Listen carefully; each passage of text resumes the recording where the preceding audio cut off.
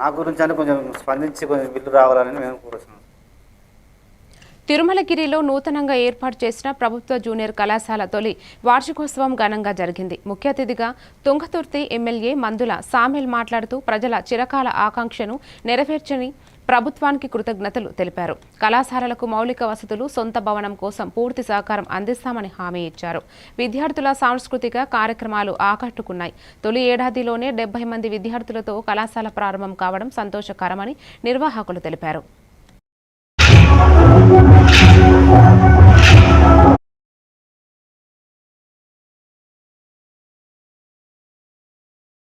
అసెంబ్లీలో మాట్లాడింది Tirumalagiri junior college కోసం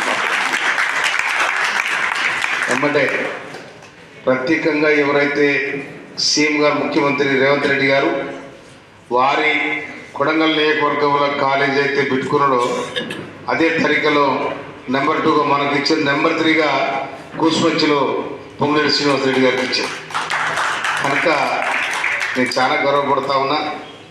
నేను విద్యార్థులకు మనవి చేస్తా ఉన్నా, మీరు మంచి ప్రోగ్రెస్ తీసుకొస్తే తిరుమలగిరి జూనియర్ కాలేజీలో మంచి ప్రోగ్రెస్, మంచి పాటలు వేయాలి, విద్యను అందించాలి.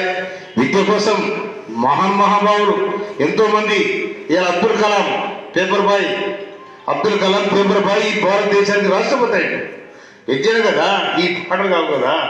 అందుకోసమనే ఇలాంటివి కూడా ముందు కల్చరల్ టీం ఏం చేసినా కూడా అలా సగం వర్షన్ కూడా దానికి విద్యకు సంబంధించి ఉండాలని కూడా మనం చెప్తున్నాం.